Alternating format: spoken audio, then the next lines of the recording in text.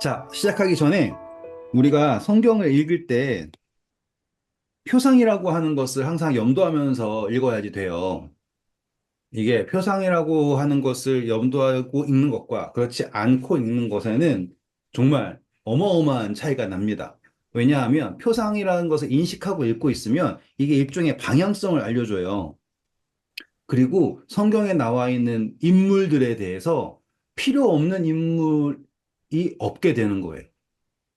그래서 표상이 이제 선과 악이 나올 수 있거든요. 그래서 선한 쪽 표상, 예수님, 뭐 악한 쪽 표상, 사단 혹은 인간의 역사, 이런 식으로 적용이 가능해요. 그런데 제가 지금 보여드리고 싶은 건요, 신기하게도 예수님이라고 하는 표상이 꼭 선에서만 나타나지 않고 악에서도 나타납니다. 라는 거를 보여드리고 싶은 거예요. 이해하셨죠? 예수님이라는 표상이 선에서만 나타나면 좋은데 악에서도 나타나는 거예요. 그러고 보니까 우리 우리아의 아내 이야기도 똑같죠? 분명히 거기 이야기 속에 나타나는 것은 악인데 실제로 보니까 따지고 보면 거기에서도 표상이라고 하는 것이 등장한다라는 걸 볼 수가 있어요. 자, 그러면 이제 사무엘 상의 이야기에서는 사울과 다윗이라고 하는 사울 다윗이라고 하는 완벽한 선악의 구도가 있습니다. 그렇죠.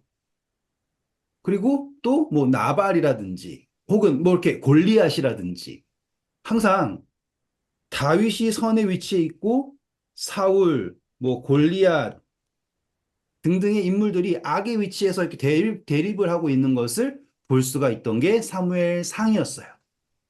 그런데 사무엘 하에 오면은 아까 우리가 얘기 나온 것처럼 다윗이 선의 위치에 있지 않은 경우도 있게 되는 거예요. 이해되셨죠? 그렇게 되면서 사무엘 하에 있는 이야기는 우리가 생각하는 것과는 조금 다른 관점들을 주는데 흥미로운 점은 이 악으로서 등장하는, 다시 말해서 요압 비롯해서 압살롬, 그쵸? 악으로서 등장하는 사람들이 다 어떤 사람들이냐면, 자, 상에서는 그냥 대립하는 사람들이에요, 이렇게. 그런데 하에서 나오는 악은 어떤 식이냐면, 다 다윗에게 속해 있던 사람들이에요. 다윗의 부하든지, 혹은 다윗의 아들이든지. 맞죠? 그런데 보니까 다윗의 부하라고 착한 부하예요? 아니죠. 다윗의 아들이라고 착한 아들이에요? 아니네요. 그러니까 사무엘 하에 나와 있는 대립에 있어서 책임은 누구에게 있는가라는 걸 보셔야지 돼요. 그러니 이것은 다 다윗의 책임 아래 있는 거라는 거죠. 그러니 사무엘 상에 있는 이야기랑 사무엘 하에 있는 이야기랑 느낌이 좀 다르겠다라는 걸 아실 수 있죠. 그러다 보니 이제 이 책임 문제가 항상 누구에게로 돌아오냐면 다윗에게로 돌아와요. 이해하셨습니까? 오늘 우리가 이 사무엘 하의 마지막 이야기라고 하는 인구조사가 등장합니다. 우리는 나중에 역대상과 사무엘 하를 비교하면서 볼 수밖에 없게 돼요. 왜냐하면 같은 이야기가 다른 관점에서 조금 더 새로운 그 이야기로 역대상에 등장하거든요. 다윗의 이야기가.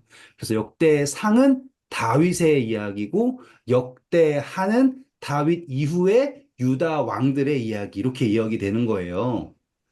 그런데 지금 이 인구조사가 일어날 때도 지금 요 이야기에 뭐가 등장하냐면 다윗이 죄를 범했다라고 하는 개념이 등장을 해요. 이해하셨죠? 그런데 보시면 다윗이 인구조사를 할까요? 요압이 인구조사를 할까요? 요압이 해요. 그런데 책임은 누가 물어요? 다윗이 물어요. 왜 그러냐면 다윗이 요압을 시켰다라고 하는 개념이 나와요. 이거 되게 중요해요. 지금 가서 읽어보면 읽기 전에 얘기하는 거예요. 읽기 전에. 읽어보면 마치 요압은 착한 사람처럼 아이, 다윗한테 왜 그러세요? 하나님이 더 왕에게 더 많은 것을 더해주길 원합니다. 이렇게 할 수 있잖아요. 그쵸? 그러니까 우리 마치 요압은 착하고 다윗은 아닌 것 마냥이라는 생각이 들 수도 있을 정도의 이야기가 나와요. 근데 제가 누누이 말씀드렸지만 우리는 성경을 볼 때 도덕적으로나 뭐로나 잘잘못을 따지고 보면은 절대로 이해할 수가 없는 거예요. 여기서 우리는 그 표상을 살펴야 되는 거죠. 맞습니까? 됐죠? 자, 그러면 다윗이 요압을 시켜서 인구조사를 해요. 그리고 요압이 두루두루두루 땅을 돌아다니다 와요. 자, 성경에서 막 돌아다니다가 왔다라는 이야기 어디서 본 적 있잖아요. 사단이, 욥기. 사단이 욥기에 나올 때 두루두루 다닌 이야기 나오죠. 응, 신기하지 않아요? 지금 책임을 보지 말고 그 이야기를 본다라고 할 때 다윗이 요압을 보내서 인구조사를 해가지고 요압이 쫙 돌아보고 왔다. 자, 이제부터 읽어보면은 이야기가 새롭게 보이실 거예요. 근데 24장입니다. 인구조사를 하나님이 하라고 시킨 게 아니구나요. 아니군요. 아니에요, 아니에요. 그래요. 일단은 24장 1절 읽어볼까요? 여호와께서 다시 이스라엘을 향하여 진노하사 그들을 치시려고 다윗을 격동시키사 가서 이스라엘과 유다의 인구를 조사하라 하신지라. 네, 자, 인구조사라고 하는 건 사실상 나쁜 게 아닙니다. 그럼 민수기도 나쁜 책이어야 되잖아요. 인구를 조사하는 거니까. 이 인구조사의 핵심은 세금, 군사 할 때. 그래서 일본도 우리나라 점령하고서는 조사하잖아요. 그게 조사가 돼야지 징수가 되고 뭐 징병도 되고 이런 식으로 되기 때문에. 근데 많은 분들이 아, 지금 다윗이 인구 조사를 했다라는 것이 군대를 늘리고 그래서 그것이 죄입니다. 하나님은 군대를 늘리지 말라고 했는데 이런 식으로 접근을 하세요. 그게 틀렸다라는 게 아니고요. 그렇게 되면 전체가 보이지 않고 이렇게만 보이거든요.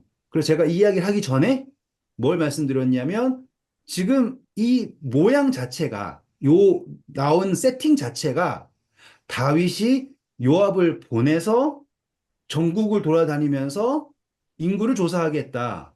지금 요압이 돌고 있네. 그런데 보니까 욥기에도 보니 사단이 땅을 돌고 있구나. 라고 하는 이야기랑 연결이 됩니다. 이렇게 관점이 새롭게 왔잖아요. 그쵸? 지금 사무엘상에는 하나님이 다윗에게 이렇게 했다 나오죠? 자, 역대상 가서 볼까요? 역대상 21장 1절 볼까요? 사탄이 일어나 이스라엘을 대적하고 다윗을 충동하여 이스라엘을 계수하게 하니라. 오, 그렇죠. 그래서 우리가 바로의 마음을 강팍하게 하사라고 했을 때 책임적으로 하나님께서 말씀하신 거지만 제가 뭐 다르게도 여러 가지로 풀어드렸잖아요. 기억나시죠? 우리 할 때, 출애굽기 할 때 여러 가지 풀어드렸잖아요.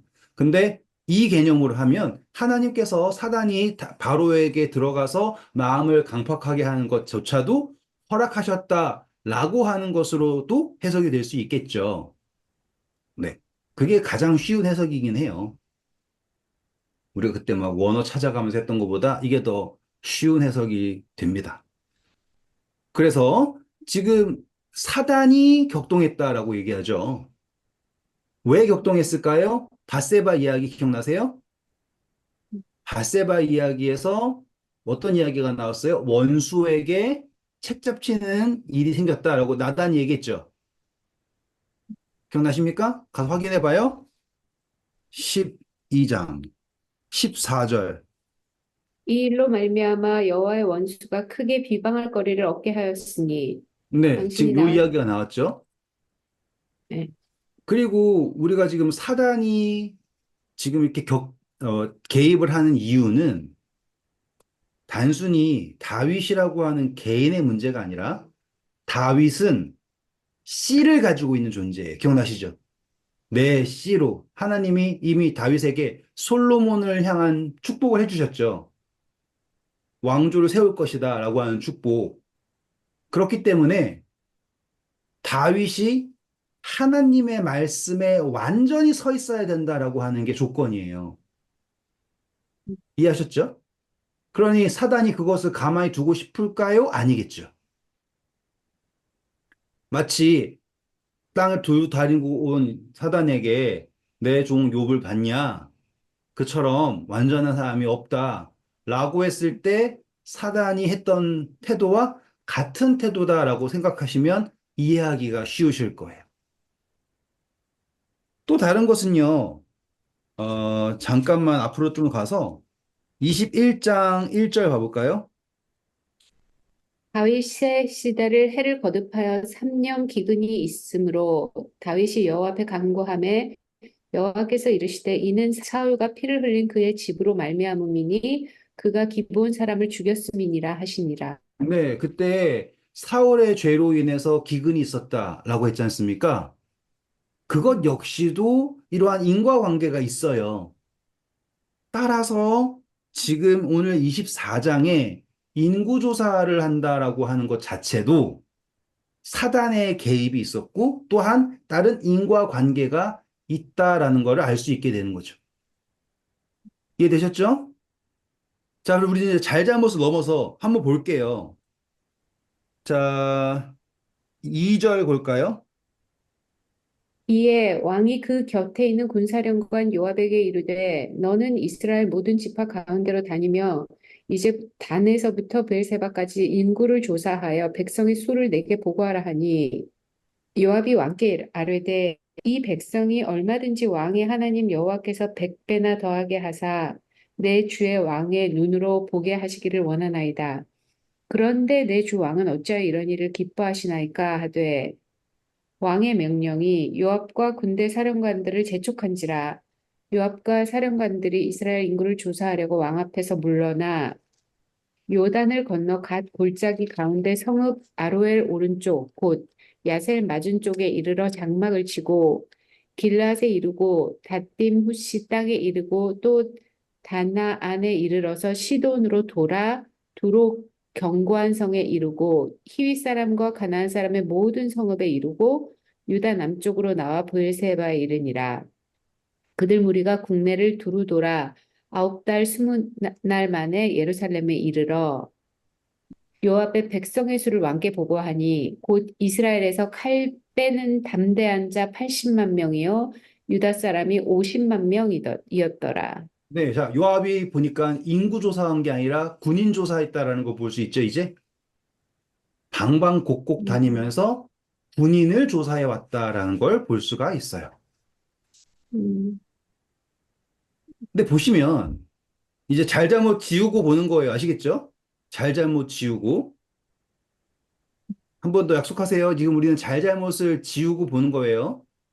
예, 자, 우리 이제 다윗에다가 예수님 놓고 요압에다가 사단 놓을 거예요. 되셨습니까? 그리고 나선 이 일이 다 끝나고 나니까 예수 그리스도의 군대가 등장하네요. 음, 보여요? 잘잘못을 지우고 보니까 이 일이 다 끝나고 군대가 확정되어서 유다한테는 얼마, 그쵸? 음, 이스라엘에는 80만, 그리고 유다한테는 50만 이라고 하는 숫자가 있다라는 게 나타났다 이 말이에요. 그러면 계시록에서는 어떤 일이 있냐면 이 모든 일이 다 끝났을 때 하나님의 군대가 등장하죠. 음, 맞아요? 계시록 예. 가서 볼까요? 흰말 타고 등장하는 장면을 확인할게요. 계시록 19장 11절부터 쭉 읽어볼까요? 16절까지. 또 내가 하늘이 열린 것을 보니 보라 백마와 그것을 탄 자가 있으니 그 이름은 충신과 진실이라 그가 공의로 심판하며 싸우더라 그 눈은 불꽃 같고 그 머리에는 많은 관들이 있고 또 그 이름 쓴 것 하나가 있으니 자기밖에 아는 자가 없고 또 그가 피 뿌린 옷을 입었는데 이름은 하나님의 말씀이라 칭하더라. 하늘에 있는 군대들이 희고 깨끗한 세마포 옷을 입고 백마를 타고 그를 따르더라. 그의 입에서 예리한 검이 나오니 그것으로 만국을 치겠고 친히 그들을 철창으로 다스리며 또 친히 하나님 곧 전능하신 이의 맹렬한 진노의 포도주 틀을 밟겠고 그 옷과 그 다리에 이름 쓴 것이 있으니 만왕의 왕이요 만주의 주라 하였더라. 네, 자, 이게 결론이에요. 어떤 결론이냐면 예수님과 함께 싸우는 하늘의 군대가 완성되었다라고 하는 결론이에요. 그래서 다스린다라는 표현 나오죠. 네. 그리고 왕이다라고 하는 표현이 나와요. 왕들의 왕이라는 표현 나오죠. 16절에, 그쵸? 네. 이게 계시록에서 예수님께서 다시 말하면 뭐 천년 왕국 그 전에 확정되는 것이 무엇이냐면 예수 그리스도가 왕이고 그분에게는 그 누구도 감당할 수 없는 이름이 있고 그리고 그분을 따라서 함께 이기고 다스리고 포도즙을 밟을 군대가 완성된다라고 하는 이게 결론이거든요. 음. 그러니까 보니까 7장이 보세요. 계시록 7장이 이야기하는 게 어떻게 시작됩니까? 1절 보세요. 이 일 후에 내가 내 천사가 땅 네모퉁이에 선 것을 보니 땅의 사방의 바람을 붙잡아 바람으로 하여금 땅에나 바다에나 각종 나무에 불지 못하게 하더라. 또 봄에 다른 천사가 살아계신 하나님의 인을 가지고 해돋는 데로부터 올라와서 땅과 바다를 해롭게 할 권세를 받은 내 천사를 향하여 큰 소리로 외쳐 이르되 우리가 우리 하나님의 종들의 이마에 인치기까지 땅이나 바다나 나무들을 해하지 말라 하더라. 내가 인침을 받은 자의 수를 들으니 이스라엘 네, 자손의 거기까지. 각 집, 자, 이제부터 인치잖아요. 그리고 네. 보니까 인칠 때까지 바람을 잡고 있다 그러죠. 음, 응. 지금 요압이 전쟁의 장군이에요. 지금 사무엘 상부터 하까지 보면은 계속 전쟁만 했죠. 그런데 지금 사무엘하 24장에는 어떤 이야기가 있냐면 근 1년 동안 전쟁이 없는 이야기가 있네요. 그리고 전쟁이 없고 뭘 하고 있냐면 계수를 하고 있네요. 신기하죠? 음, 그 잘잘못을 빼고 보니까 마치 여기서는 다윗이 잘못했잖아요. 아까 음, 말씀드렸듯이 선과 악이라고 하는 표상이 있는데 여기서 다윗은 선하지 않거든요. 하지만 그가 하는 행위가 악한 모습이지만 거기에서도 예수 그리스도의 표상이 등장한다라는 거를 여러분들이 보게 된 거예요. 신기하죠? 그래서 이 일이 있고 나서 재앙이 있어요. 세 가지 조건이죠. 그렇죠? 세 가지 조건이 뭐였습니까? 가서 그것만 확인해 볼까요? 사무엘하 24장 13절부터 13절 읽어주시면 되겠네요.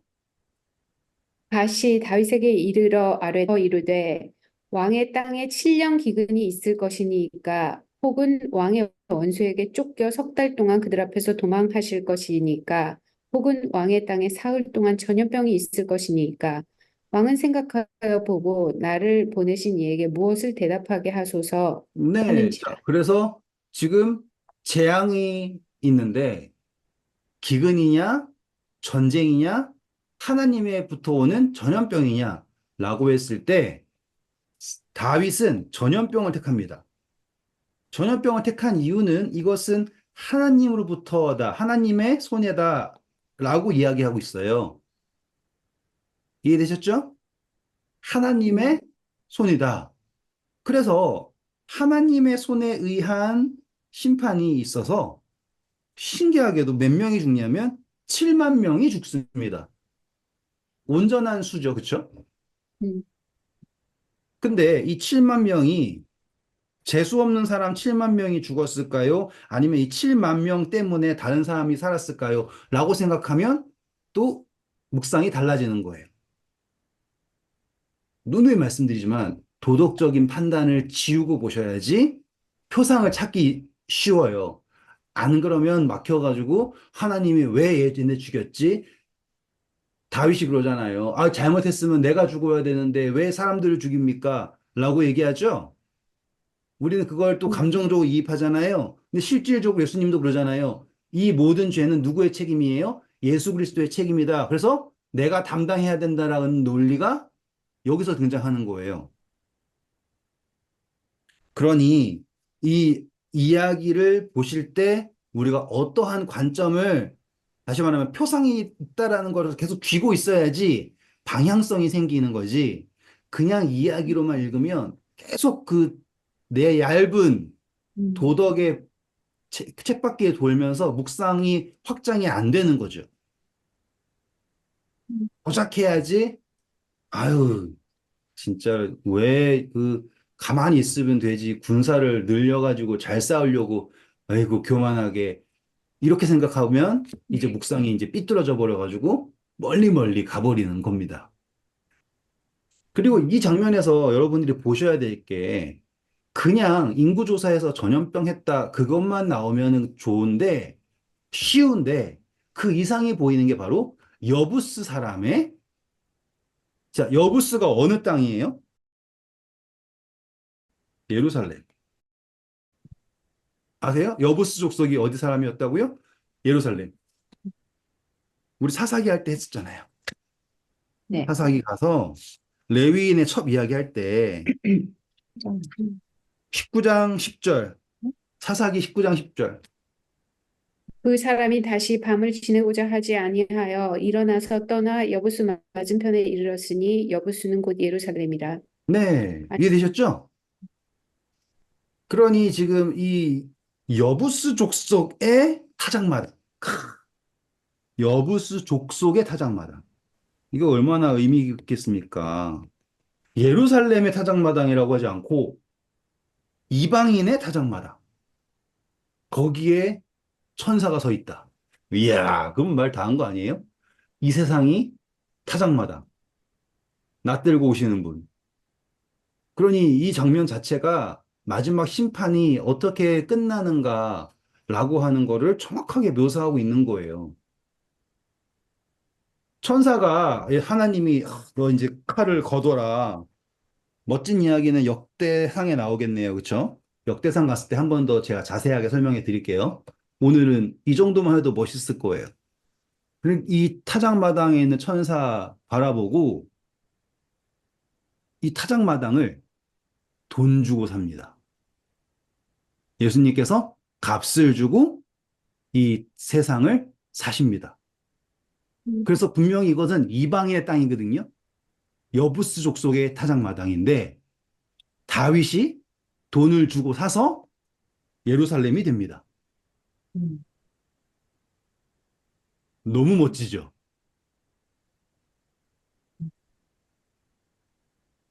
네, 오늘 이 정도만 해도 만족스러울 것 같지만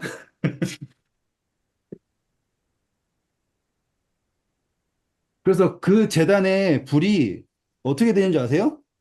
원래 제사 드리면 그냥 불 붙이고 제사잖아요. 이 음, 제사는 어떻게 되나 볼까요? 음. 이 역대상으로 가야겠네요. 역대상 21장, 21장 26절. 다윗이 거기서 여호와를 위하여 제단을 쌓고 번제와 화목제를 드려 여호와께 아뢰었더니 여호와께서 하늘에서부터 번제단 위에 불을 내려 응답하시고 이렇게 됩니다. 그리고 천사가 칼을 거두게 된다. 네. 뭐 그 이후의 이야기, 뭐 거기에 성전이 뭐 어쩌고, 거기 뭐 거기에 십자가가 어쩌고 그런 건 잘 모르겠어요.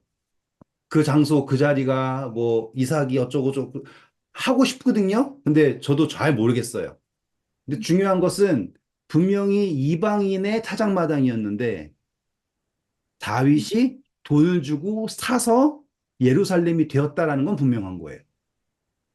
그리고 거기에서 제사가 드려졌고 그 제사가 값으로 치러진 제사라는 것. 너무 멋지고 그것이 분명 예수님일 것이고 그 예수님의 죽으심이 그냥 제사가 아니라 하늘에서 내려온 불로 연락된 제사다라고 하면은 이거는 그러니 이 이야기가 사무엘 하의 결론이 될 만하지 않겠습니까? 다른 업적보다 예수님의 그 구속의 역사가 정확하게 묘사되어 있는 거예요. 분명히 다윗이 잘못한 이야기지만 거기에는 이 성경 전체에서 이 이야기가 다 끝나고 났을 때 하나님의 군대가 온전하게 브엘세바부터 단까지 속속들이 돌면서 보시면 지명도 정확하게 이스라엘 영토에 있지 않고요. 수비대 보낸 데까지 포함되어 있어요. 기억나세요? 그런 것도 확인해 보세요. 음, 그런 지역까지 다 해서 하나님의 군대가 완전히 개수가 되었다. 그리고 나서 이것에 대해서 죄가 있었지만 그것은 정확하게 7만 명이라고 하는 수, 그리고 그것이 온전한 수이자 또 이것이 대속될 때 이방인의 땅이 제 값을 주고 사져서 그곳에서 제사를 드렸고 하늘에서 불이 내려와서 연락해서 그 모든 일이 해결되었어요.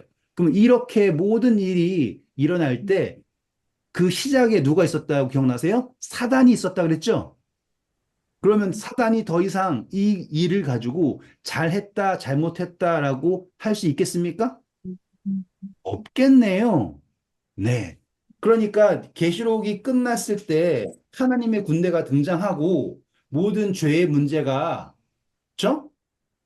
자, 새 예루살렘이 들어왔을 때 하늘에서 불이 내려오죠. 음, 여기도 지금 아까 역대상 21장 어떻게 끝나요? 하늘에서 불이 내려오고 여호와의 천사가 칼집에 딱 꽂고 끝나잖아요. 음, 음, 너무 완벽한 세팅이죠. 진짜? 음, 네. 이제 보는 눈이 달라지시죠? 음, 그러니까 창세기부터 와, 쭉 오니까 이제 이 이야기가 되는 거예요. 뭐 오늘은 이거 공부합시다. 저건 공부합시다. 이러면은 감히 음, 제가 이야기를 꺼낼 수가 없는 거예요. 음, 네. 이제 이 정도로 사무엘 하가 마무리가 되고요. 거기서 이제 제가 음, 보너스로 몇 가지만 더 이야기해 드리고 오늘 정리하도록 할게요. 음, 아까 앞서 말씀드렸던 것처럼 우리는 항상 도덕이라고 하는 것을 계속 이렇게 그 적용을 하다 보면 성경에서 보이는 것들을 그냥 나쁜 사람은 그냥 확 치부해버리고 끝나는데 압살롬 있잖아요. 음, 압살롬도 예수님 표상해요. 어떻게 보면. 이해돼요? 압살롬이 예수님 표상한다 그러면 이해 안 되죠. 우리가 공부할 때 분명히 압살롬을 악한 쪽으로 했으니까. 그런데 보는 관점을 조금 다르게 하면 압살롬 이야기에서도 예수님을 볼 수가 있어요.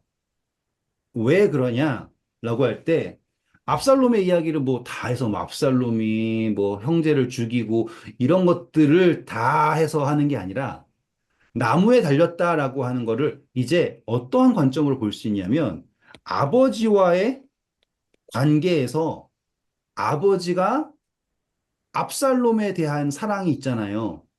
그쵸? 그런데 그럼에도 불구하고 압살롬이 죽음으로써 그러니까 아버지의 뭐라고 할까요? 너무 어려운 이야기로 갈까 봐 걱정되는데 오해하지 마세요. 우리가 전에 공부했던 압살롬 이야기가 맞아요. 아시겠죠? 그 이야기가 맞아요. 그런데 압살롬이 나무에 달렸을 때 아버지의 종인 요압에 의해서 죽임을 당함으로 이제 아버지의 그 왕위가 온전하게 된다라고 하는 미묘하지만 연결되는 부분들이 있다 이 말이에요. 이해하셨죠? 그러니까 네, 우리가 읽을 때 코에 끼면 코골이고 귀에 끼면 귀걸이다 이런 식으로 보는 게 아니라 어떠한 부분들이 있는데 그 부분에서 우리가 볼 수 있는 것들이 있다. 그리고 그것을 잘 선별할 수 있는 능력이 있어야겠죠. 왜냐하면 갑자기 압살롬 이야기의 전부를 예수님이 돼버리는 순간 그건 완전히 망가져 버리는 거가 되니까 어떠한 부분에 있어서 그 모습이 예수님의 이야기를 잘 묘사할 수 있다라는 걸 찾아낼 수 있어야지 되는 거다라는 거예요. 그리고 또 한 가지 더 하자면 다윗의 용사들 이야기가 나왔잖아요. 어디 있나? 23장이네요. 23장에서 우리가 8절부터 해가지고 용사들 이야기를 읽다가 그냥 쭉 건너뛰었잖아요. 그쵸? 그런 이야기에서도 우리가 뭘 볼 수 있냐면 이 용사들이 한 일들이 어떤 걸 얘기하냐면 다윗과 함께 싸웠던 사람들이 용사가 되었다는 뜻이거든요. 다윗이 없었을 때는 그 이스라엘에 블레셋과 대적할 만한 용사가 아무도 없었어요. 용감한 사람 자체가 없었다고요. 그런데 다윗과 싸우면서 그들이 용사가 되었다라는 걸 보셔야지 돼요. 그래서 이들의 용사는 얼마나 대단한지 이보다 대단한 사람은 누구고 최고의 3인이 있고 그 위에 또 최대 그 다음에 또 유명한 누구가 있고 그 다음에 또 유명한 누구가 있고 이렇게 나온단 말이죠. 근데 그들이 잘 싸우는 건 뭐냐면 다윗에게 충성했을 때예요. 그래서 얼마나 충성했냐면 다윗이 내가 베들레헴 그 고향에 있었을 때 마셨던 그 물을 마시고 싶다라고 얘기하니까 그 세 사람이 가가지고는 다 뚫고 가가지고는 거기서 물을 떠가지고 다시 다 뚫고 와가지고 물을 갖다 준다. 이거는 무슨 옛날에 뭐 중국 무협지에 나올 만한 그런 이야기 아닙니까? 근데 사울이 있을 땐 그런 사람 없었다니까요. 사울이 있을 때도 여기 다윗과 함께 싸우던 사람들은 다윗과 동시대 사람들이자 동시에 사울이 왕이었을 때 있었던 사람들이에요. 근데 그때는 그들은 아무도 용사가 아니었어요. 하지만 다윗과 함께 싸우고 그에게 충성했을 때 그들이 다 이러한 용사가 되었다. 손가락 6개인 블레셋 거인도 착착착착 뭐 셋이서 모든 걸 다 해버리고 뭐 작대기 하나로 뭐 끝내버리고 막 이런 식의 이야기가 나온다라고 하는 게 다윗과 함께 하면서 그들이 하나님과 함께 싸우는 것을 배웠다라고 하는 이야기도 요 이야기 속에서 볼 수가 있겠죠. 되셨죠? 이제 이런 식으로 이야기가 새롭게 조명이 될 수 있다라는 거를 제가 설명해 드리고 싶은 거예요. 그 뭐지? 그 셋 중에 하나 고르라고 했을 때 네네. 다윗한테 그 다윗이 전염병이요 이런 건 아니네요. 그냥 뭐가 됐든 여호와의 손에 빠지기 원한다고 그런 거네요. 근데 그게 전염병이에요. 그게 왜 전염병이에요? 그랬더니 하나님이 알아서 전염병을 해주신 게 아니고요. 그게 7년 기 전염병이에요. 그래요? 7년 기근도 여호와의 손에 빠지는 거고 이게 전염병을 그냥 암암리에 말한 건가 보죠, 그러면? 네네. 그게 전염병이에요. 역대상 가셔서 음. 보시면 음. 12절 보세요. 그러면 이렇게 설명이 돼 있어요. 21장 12절 가서 보세요. 혹 3년 기근이든지 혹 내가 석 달을 적군에게 패하여 적군의 칼에 쫓길 일이든지 혹 여호와의 칼, 곧 전염병이 사흘 동안 이 땅에 유행하며 음, 그래서 여호와의 손에 맡긴다라고 할 때 이 이야기가 되는 겁니다. 아, 여호와의 그래서 칼. 전염병을 죄라고 생각하셔도 되고요. 어, 네. 제가 보니까 웬만한 거는 안 건드린 게 없이 다 훑었던 것 같습니다. 음, 뭐 진짜 압살롬이 예수님 표상한다까지 나왔으면 웬만한 거 다 한 거예요. 네. 또 그것도 이해할 만큼의 이야기 하셨다면. 또 딱 요것만 보시는 분들은 또 뭔 소리야 그러실 텐데, 그러면 제발 그분들은 그 전 걸 보시길 바라고. 네. 그 아, 정도까지 시선이 넓어져야 된다라는 걸 말씀드리고 싶었던 거예요. 음. 사무엘 상하 다 재밌었죠, 그쵸? 네. 네. 하면서, 자, 이제 2주 방학하고 네. 음. 다음으로 시작하겠습니다. 좋은 밤 되세요. 감사합니다. 어,